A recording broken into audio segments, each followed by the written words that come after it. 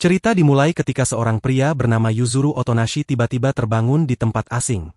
Ia tidak mengingat apapun tentang siapa dirinya atau bagaimana ia bisa berada di sana.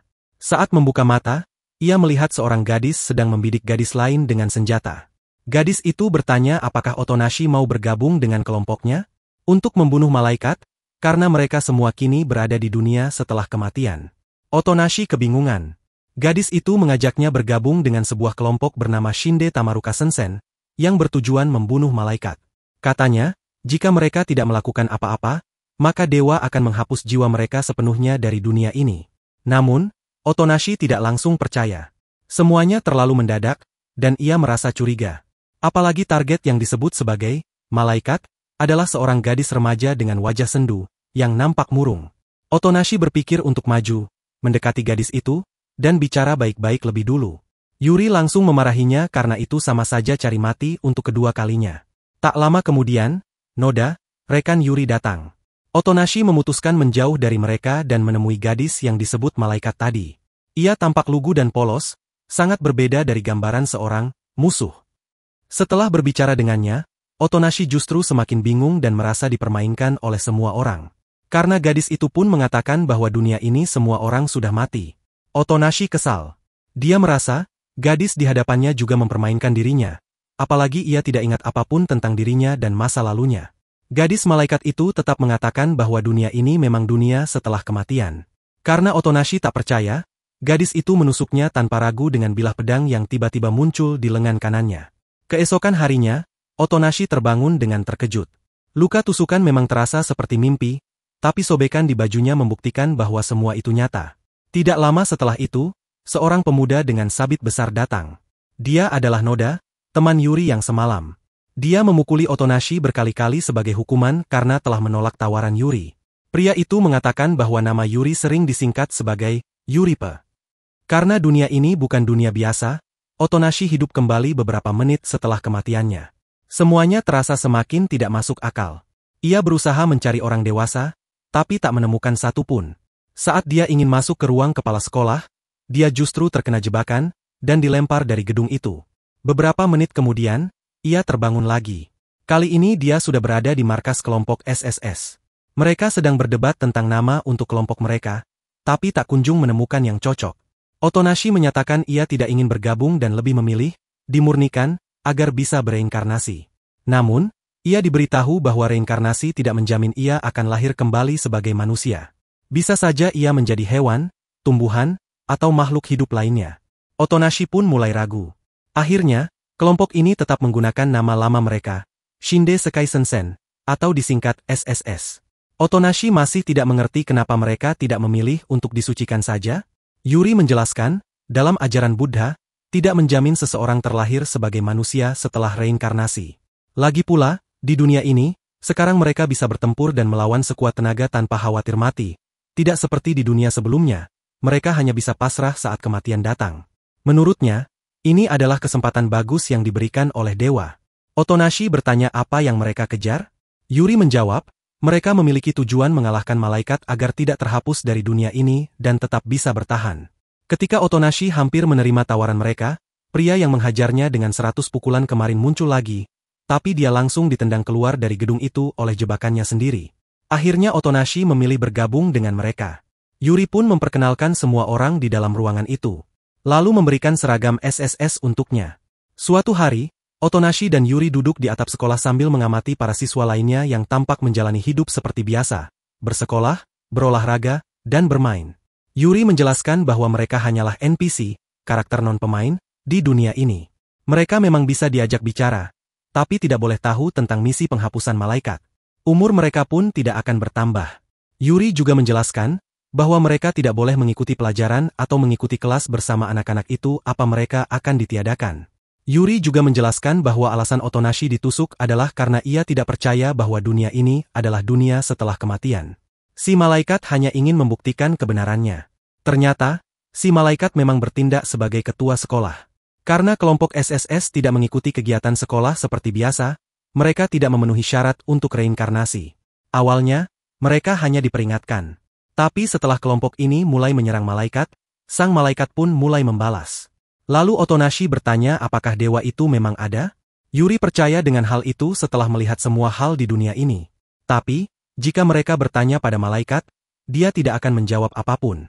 Meskipun masih ragu, Otonashi memutuskan untuk terus mengikuti arus, setidaknya sampai ia mendapatkan kembali ingatannya. Tak lama kemudian, Yuri memberikan senjata api untuk Otonashi. Dia menyarankan agar pemuda itu membidik kaki si malaikat. Otonashi masih ragu jika harus melawan seorang gadis. Yuri menyarankan agar pemuda itu melihat sendiri kemampuan si malaikat untuk menghilangkan perasaan ragunya. Tiba-tiba lampu dimatikan, dan layar hologram besar muncul.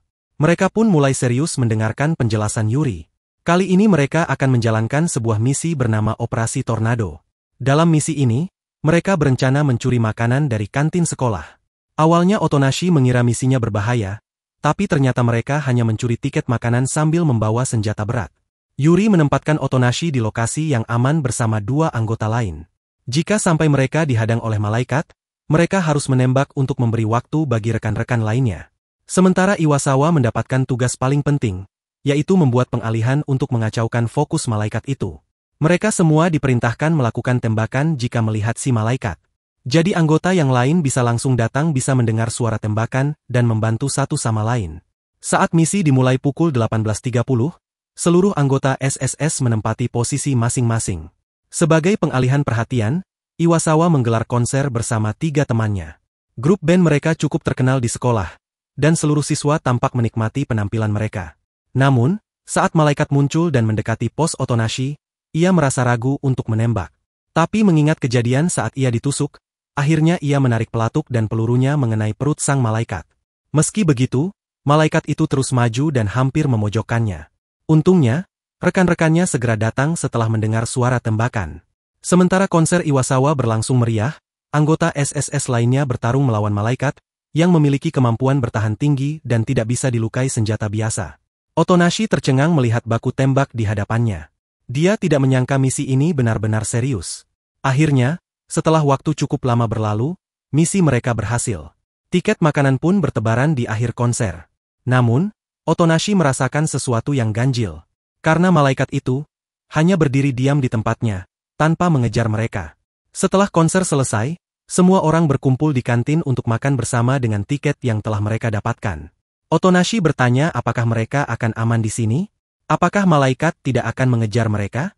Yuri membenarkan hal itu karena mereka hanya sedang makan. Otonashi sudah melihat kemampuan Yuri yang luar biasa dalam memimpin mereka, tapi dia heran melihat gadis itu mau duduk dan makan dengan santai bersama mereka. Otonashi tidak ingin berpikir terlalu jauh. Dia memilih mengikuti arus dan menikmati makanannya. Karena bagaimanapun juga, dia tidak tahu apapun. Beberapa waktu kemudian, saat sedang rapat, kelompok SSS menyadari mereka membutuhkan suplai senjata baru untuk melawan malaikat. Yuri telah membentuk pasukan khusus yang bertugas membuat senjata di ruang bawah tanah, sebuah markas rahasia yang tersembunyi agar tidak terdeteksi oleh malaikat.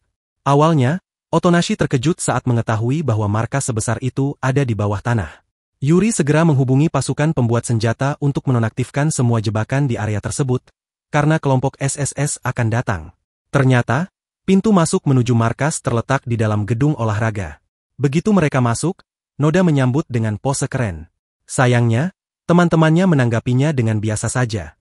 Noda mengatakan dia belum bisa menerima kehadiran Otonashi.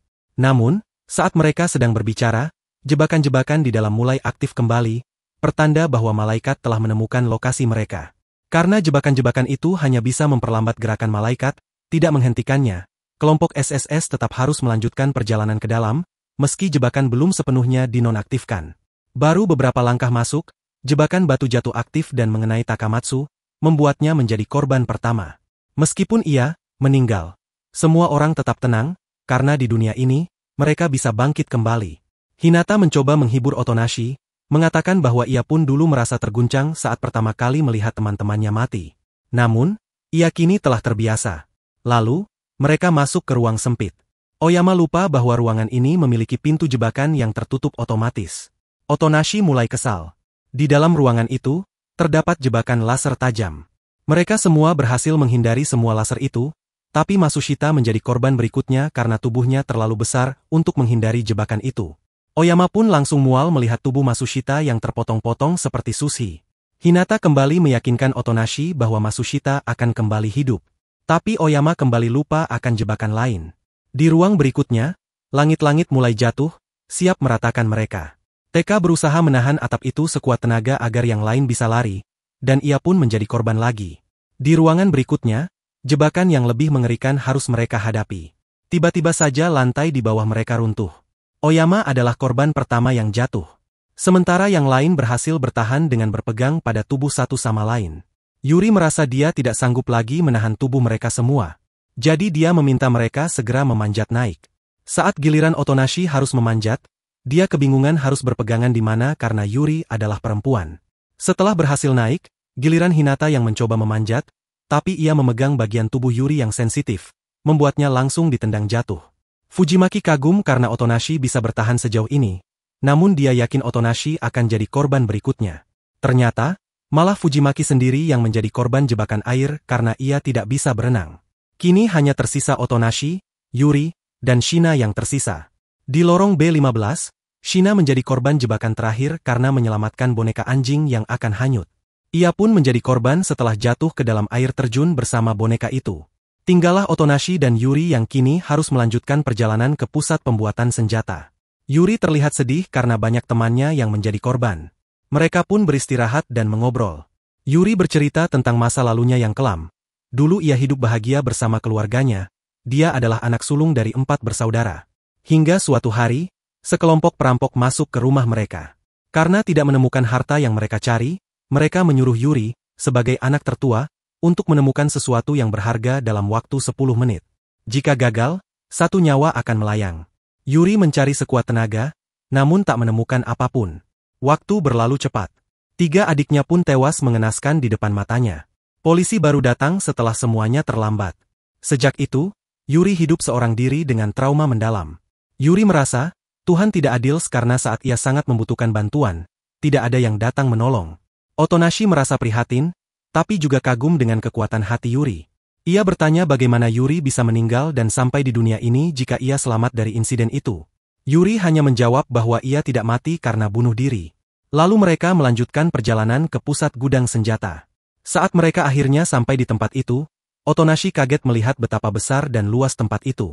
Di tempat itu juga ada banyak orang yang kenal dan akrab dengan Yuri. Karena semua orang menyambut Yuri dengan semangat. Namun, malaikat sudah hampir sampai ke lantai tersebut. Yuri memerintahkan mereka untuk segera mengosongkan tempat itu dan pindah ke markas lama di dekat gunung. Ketua gudang senjata pun menyetujuinya. Dia memerintahkan mereka untuk menghancurkan semua yang ada di gudang itu. Meski beberapa orang merasa sayang harus meninggalkan tempat itu, mereka percaya bahwa selama ilmu pembuatan senjata masih ada, segalanya bisa dimulai kembali. Saat para pekerja mengatur peledak untuk menghancurkan markas, Yuri dan Otonashi berusaha menghentikan malaikat yang sudah masuk. Karena gadis itu tidak mempan diserang dengan pistol, Yuri pun maju dengan pisau di tangan. Otonashi sampai kagum melihat Yuri bisa mengimbangi perlawanan si malaikat yang sangat gesit. Di saat Yuri terdesak dan hampir tertusuk, Otonashi menabrak malaikat cukup keras.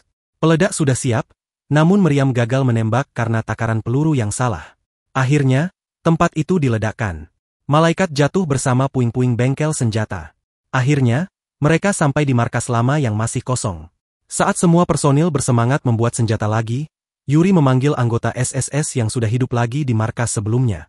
Gadis itu terlihat sangat tegas saat meminta mereka semua segera berkumpul di markas lama.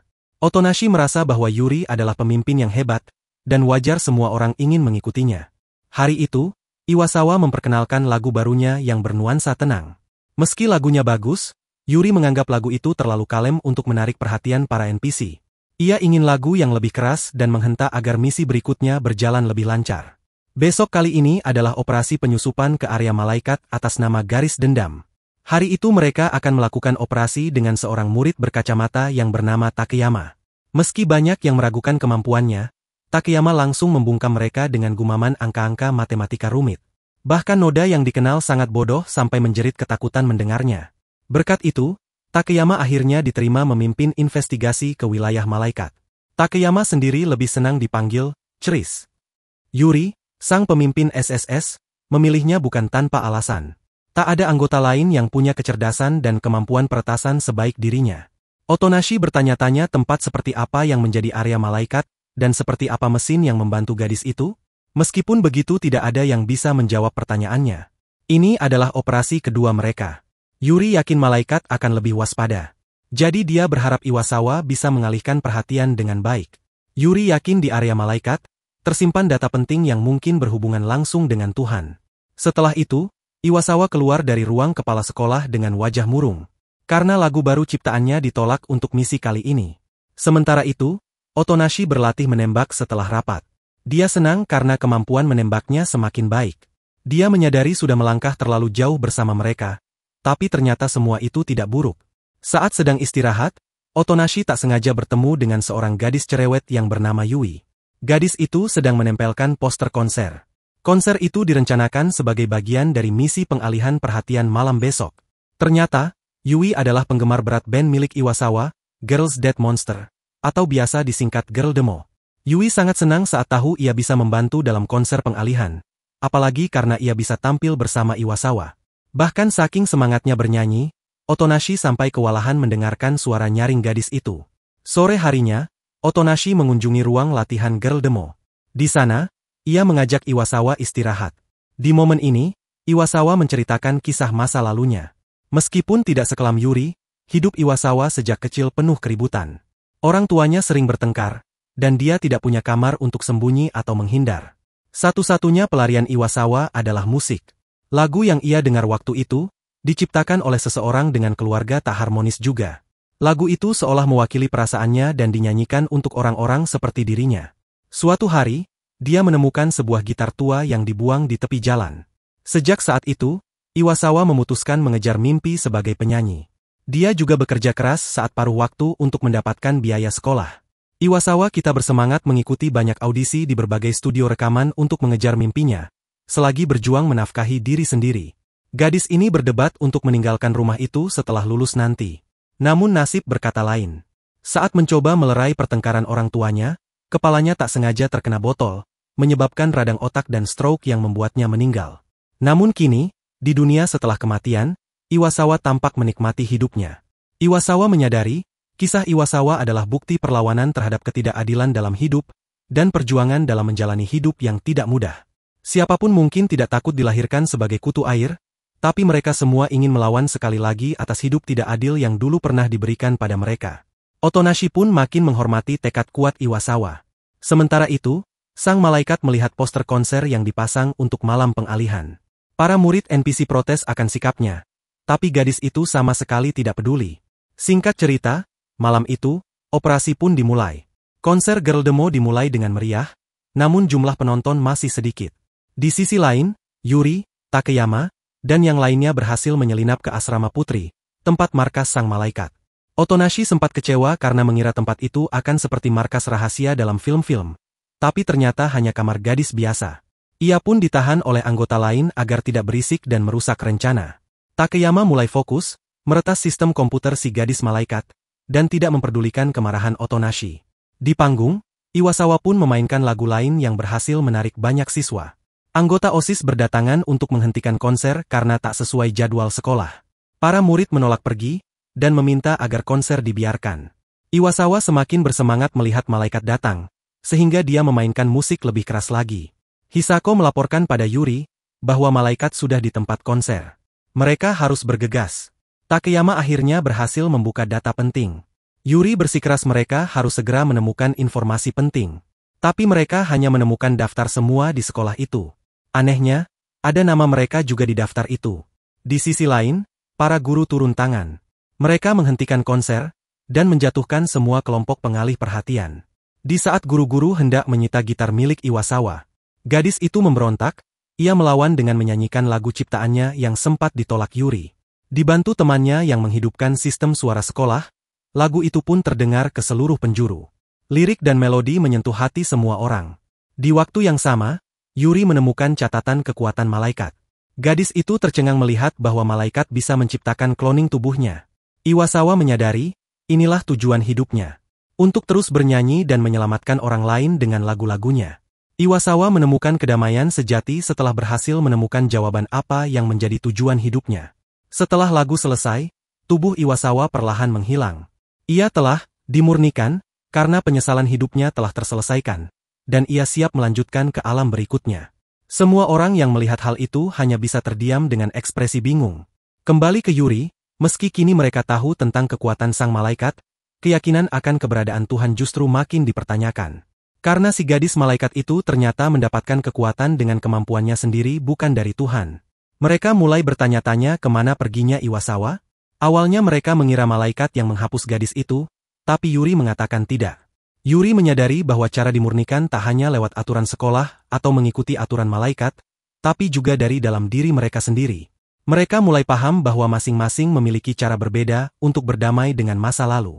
Di tengah rapat, Hinata melamun, mengingat permainan baseball yang tak pernah selesai di masa hidupnya. Sementara itu, anggota Girl Demo mulai mencari vokalis baru untuk menggantikan Iwasawa. Yui langsung mengajukan diri. Ia menyanyikan lagu Girl Demo dengan penuh semangat. Meski banyak yang ragu, Yui tetap bersemangat dan menyampaikan betapa besar kekagumannya pada Iwasawa. Akhirnya, Yuri memutuskan bahwa anggota Girl Demo sendirilah yang akan menentukan apakah Yui layak menjadi vokalis baru atau tidak. Karena mayoritas orang di ruangan itu merasa Yui tidak cocok menjadi vokalis band tersebut menggantikan Iwasawa. Operasi berikutnya dalam dunia SSS adalah sebuah turnamen olahraga ilegal. Semua anggota SSS diwajibkan membentuk tim dan bertanding. Jika kalah melawan para NPC biasa, hukuman yang lebih mengerikan dari kematian pun menanti mereka, yaitu hukuman dari Yuri, pemimpin mereka. Hinata langsung mengajak Otonashi masuk ke timnya. Lalu mereka memulai pencarian anggota tim. Hinata ingin mengajak teman lamanya, dan Matsushita yang sangat akrab dengan dirinya, tapi ternyata mereka sudah bergabung dengan kelompok lain. Saat mereka ingin mengajak TK, pria itu pun sudah bergabung dengan kelompok Takamatsu. Sehingga membuat Hinata kesal dan frustasi. Padahal dia masih membutuhkan 7 orang lagi untuk masuk tim baseballnya. Di tengah pencarian, Yui tiba-tiba muncul dan menyatakan keinginannya untuk bergabung. Hinata ragu karena Yui terlalu cerewet, apalagi dia terlihat sangat ceroboh. Tapi, tiba-tiba dia terpikirkan untuk menjadikan Yui sebagai umpan jika diperlukan. Jadi akhirnya dia menerima gadis itu masuk ke timnya. Tapi Yui sempat memukulnya hingga terjatuh karena gadis itu bisa membaca pikirannya, yang ingin menumbalkan dia sejak awal. Mereka berakhir bertengkar, saling mengunci dan menghajar. Tapi Otonashi merasa Yui nampak cukup atletis. Selanjutnya, Hinata mengajak Shiina, yang saat itu masih kesal karena pernah kalah saat berusaha masuk ke dalam guild senjata. Shiina melatih konsentrasinya dengan memegang sapu hanya dengan satu jari. Melihat itu, Yui menganggap Shiina agak bodoh. Meski begitu, Shiina akhirnya setuju untuk bergabung ke dalam kelompok mereka, untuk menemukan kesempatan bisa mengalahkan Otonashi dengan adil. Untuk melengkapi tim, Hinata kemudian membujuk Noda agar mau ikut masuk ke dalam timnya. Meskipun Noda keras kepala, dan hanya mendengarkan Yuri, pria itu terlihat sangat ahli dalam hal melemparkan dan mengayunkan sesuatu. Saat melihat Otonashi, Noda langsung menantangnya untuk menyelesaikan perselisihan di antara mereka. Hinata menyarankan agar mereka menyelesaikan masalah di lapangan baseball, untuk melihat siapa yang lebih hebat di antara mereka. Dengan menambahkan ucapan, bahwa Yuri tidak akan suka jika mereka menggunakan kekerasan, maka Noda langsung setuju bergabung dengan mereka. Tapi tim mereka baru berjumlah 5 orang. Masih kurang 2. Saat mereka berkumpul di atap sekolah, Hinata melihat matahari bersinar sangat terang di atas kepalanya. Dia jadi melamunkan masa lalunya lagi, hingga tidak menyahut saat Otonashi memanggil namanya. Otonashi menepuk bahunya, dan bertanya ada apa? Hinata tidak menjawab dengan jujur. Dia hanya menyatakan bahwa mereka tidak punya pilihan selain mengambil anggota tambahan dari murid biasa. Lalu Yui mengusulkan untuk merekrut beberapa fansnya. Dia memperkenalkan 3 gadis yang sudah dia kenal dengan baik. Hinata merasa putus asa melihat mereka yang nampak seperti gadis lemah dan penakut. Tapi dia tidak bisa berharap lebih. Setidaknya dengan begini kelompok mereka sudah penuh. Sebagai antisipasi, posisi tengah akan dibiarkan kosong sementara sayap kiri dan sayap kanan menjaga tengah. Akhirnya, tim Hinata full. Beberapa tim SSS telah memulai pertandingan dan berhasil menang. Yuri merasa senang karena operasi ilegal ini berjalan lancar dan dapat membantu mengalahkan si malaikat. Semua tim pasukan SSS berhasil lolos babak pertama. Hinata tidak sabar untuk menyusul tim yang lain. Saat tim Hinata siap bertanding, beberapa tim menolak mereka, dan memandang mereka sebelah mata. Hinata mencoba menjelaskan bahwa mereka juga murid sekolah itu. Hinata meminta Yui ikut membujuk mereka, tapi gadis itu justru mengumpat pada mereka dan menyebut mereka penakut, hingga dia berakhir dikunci oleh Hinata lagi. Akhirnya ada tim yang mau melawan mereka. Sebelum bertanding, mereka menyusun rencana dan memilih siapa yang akan memukul lebih dulu. Hinata menunjuk Otonashi sebagai pemukul pertama, Tapi Noda protes. Dia ingin jadi yang pertama. Tapi Hinata bersikeras bahwa Otonashi yang pertama, dia kedua, lalu yang ketiga adalah Shina, dan yang terakhir baru Noda. Dia akan menjadi penentu kemenangan mereka. Akhirnya Noda setuju setelah mendengar hal itu. Ketika giliran Otonashi, bola yang ia pukul terus dikembalikan oleh Noda, hingga menyebabkan out. Tapi, Shina dan Hinata berhasil memukul bola dengan baik. Noda, sebagai pemukul terakhir, juga berhasil melakukan home run. Saat giliran tim mereka yang melempar bola, Otonashi justru tidak bisa melempar bola dengan baik hingga ditangkap Noda, dan mereka bertengkar lagi di tengah permainan.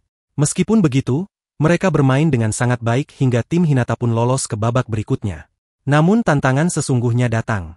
Tim Malaikat, yang tak lain adalah ketua OSIS, menantang tim Hinata. Yuri mengamati dari ruang kepala sekolah dengan perasaan senang. Kali ini, mereka menghadapi pemain baseball asli. Yang lain pesimis mereka akan menang dari tim Malaikat, tapi Yui dengan penuh semangat mengumpat pada mereka, karena dia yakin akan menang dari mereka. Karena sikapnya ini, lagi-lagi Hinata menguncinya dengan penuh emosi. Selama sisa hari itu, tim Takeyama mengalami kekalahan, sedangkan tim Takamatsu kena cold game. Sekarang, harapan tim SSS hanya tim Hinata. Yuri mengeluh mendengar laporan tersebut. Padahal dia sangat ingin mengalahkan Malaikat dengan cara jujur dan adil. Dia merasa tidak mungkin bisa berharap pada tim Hinata. Pertandingan final berlangsung sengit. Karena lawan mereka sangat terlatih, tim Hinata sempat kewalahan. Tapi bantuan datang dari Matsushita. Setelah dibujuk dengan makanan oleh Otonashi, Matsushita membantu menangkap bola yang gagal ditangkap oleh Yui. Permainan pun berbalik, dan tim Hinata mulai mengejar skor lawan. Yuri mulai senang lagi melihat permainan bagus mereka. Dia berharap mereka bisa menang. Sebelum permainan putaran terakhir dimulai, Otonashi meminta waktu istirahat. Dia ingin bertukar posisi pitcher dengan Hinata. Tapi lagi-lagi dia melihat pemuda itu melamun. Otonashi bertanya lagi kenapa Hinata sering melamun? Hinata menjelaskan, dulu, saat masih hidup, dia pernah mengalami hal ini. Hari itu adalah turnamen nasional, skor mereka masih belum pasti. Di babak terakhir penentuan, dia harus menangkap bola yang datang padanya. Tapi dia tidak ingat dengan pasti apakah dia berhasil menangkap bola itu atau tidak. Hinata menduga dia tidak menyangka bola itu, karena jika dia berhasil, seharusnya dia mengingat momen berharga itu. Hinata justru teringat dengan ucapan kasar teman satu timnya. Mereka menganggapnya benalu, dan berniat menyingkirkan dirinya lewat senior mereka. Tidak berapa lama, seniornya datang, memberikan sesuatu pada Hinata, memintanya menggunakan benda itu jika dia tidak mau membebani tim mereka lagi. Hinata tercengang melihat benda di tangannya. Otonashi nampak khawatir setelah mendengar hal itu. Dia bertanya apakah Hinata akan ditiadakan saat mereka menang karena dia berhasil menangkap bola? Hinata tersenyum getir. Dia berharap dia tidak akan seperti itu. Tapi Otonashi tidak percaya. Sekarang, sejarah seolah terulang. Bola kembali mengarah pada Hinata. Kali ini, Hinata berusaha menangkapnya. Ia merasakan kedamaian yang luar biasa saat ini. Lebih dari momen di kehidupan sebelumnya. Otonashi khawatir Hinata akan dimurnikan dan menghilang dari dunia itu jika Hinata berhasil menangkap bola itu. Jadi dia segera berlari menuju ke arah Hinata, tapi Yui segera mengunci dan menyerang Hinata sehingga dia gagal menangkap bola itu, dan Otonashi bisa bernafas lega. Mereka terlibat pertengkaran lagi sehingga tim lawan menang. Yuri pun mulai merancang operasi berikutnya, menjatuhkan nilai si malaikat dalam ujian. Tujuannya untuk membuktikan apakah malaikat benar-benar utusan Tuhan, atau hanya manusia biasa yang punya perasaan dan bisa merasakan tekanan emosional. Yuri juga tidak tahu akhir dari operasi ini, tapi jika malaikat bukan ciptaan Tuhan, rasa putus asa akan nilai yang hancur bisa menjadi tekanan emosional yang sangat berat. Operasi ini melibatkan 5 orang, Takamatsu, Hinata, Takeyama, Oyama, dan Otonashi. Misi ini tidak bisa dianggap sepele karena jika mereka terlihat mencurigakan, mereka akan langsung dipindahkan dari kelas itu dan kehilangan kesempatan menjatuhkan si malaikat. Jadi mereka yang terpilih adalah orang-orang yang terlihat paling normal. Strateginya sederhana namun rumit. Mereka akan menukar lembar jawaban si malaikat dengan jawaban acak, tanpa diketahui oleh guru. Untuk itu, harus dilakukan oleh orang yang duduk dekat dengan gadis itu. Beruntungnya, di antara mereka, Takeyama yang akan duduk di depan gadis itu.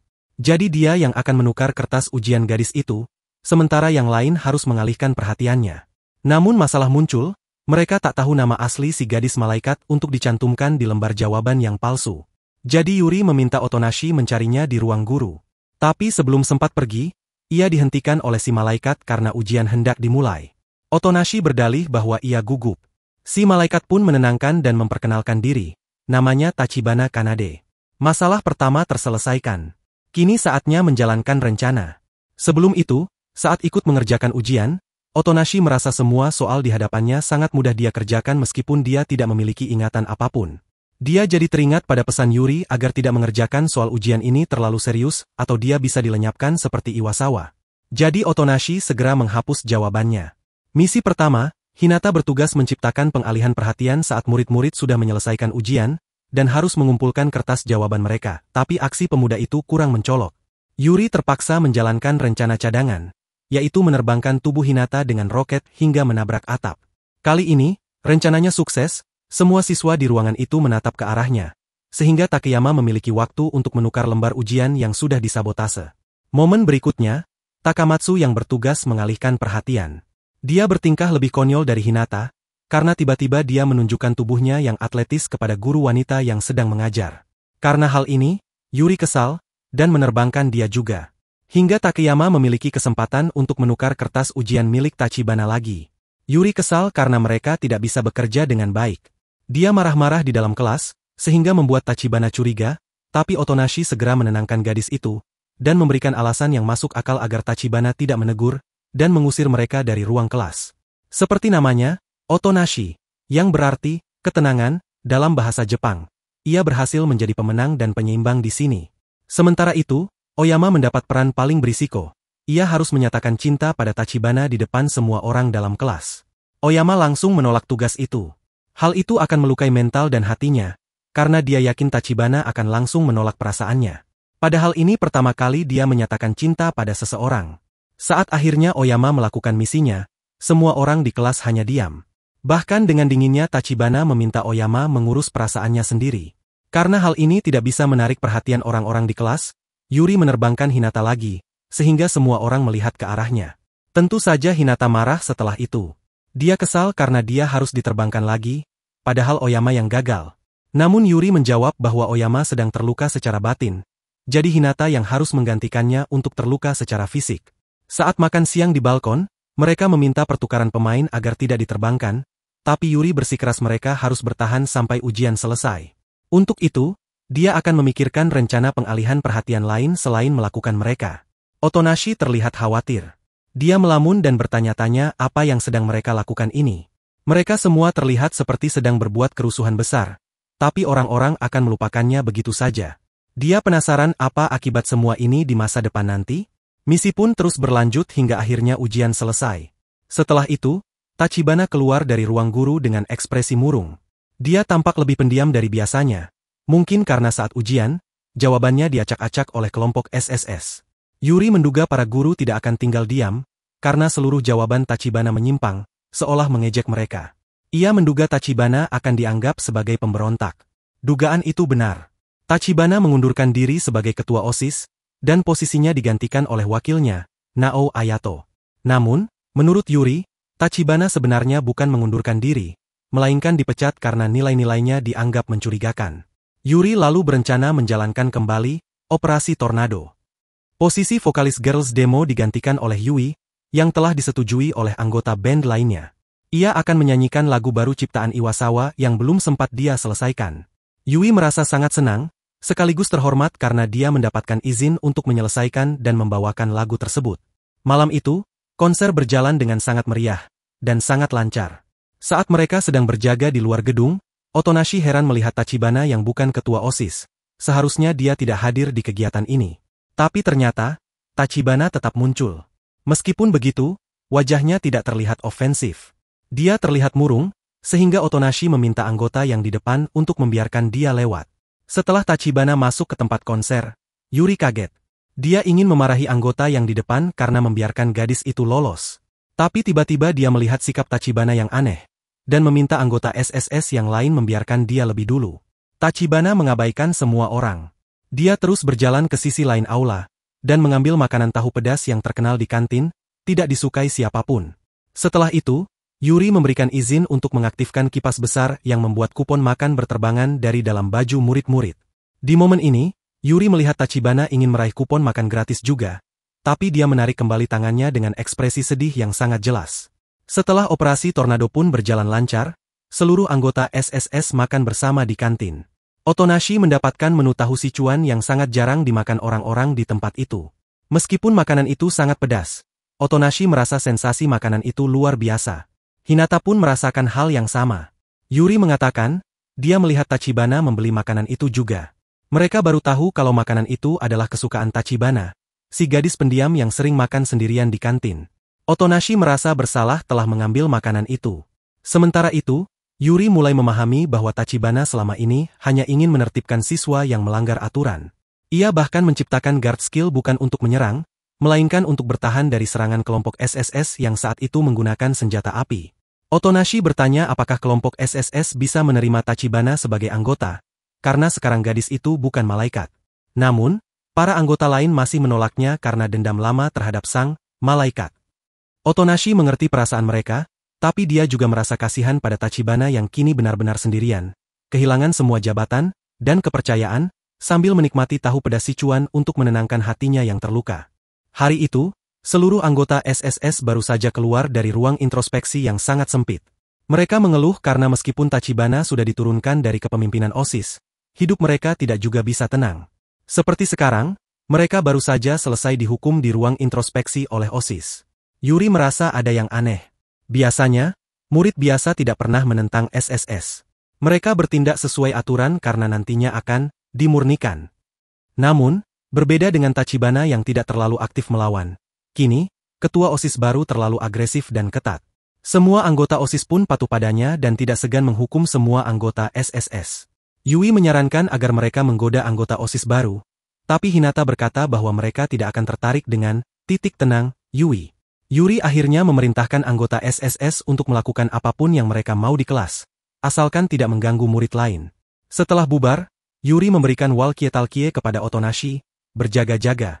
Karena sekarang Tachibana tidak bisa lagi ikut campur, dan masalah utama mereka adalah ketua OSIS baru yang hanya NPC biasa. Anggota SSS mulai bertindak semaunya. Ada yang bermain kartu, olahraga di dalam kelas, Shina bahkan melatih keseimbangan dengan 3 benda di 3 jarinya.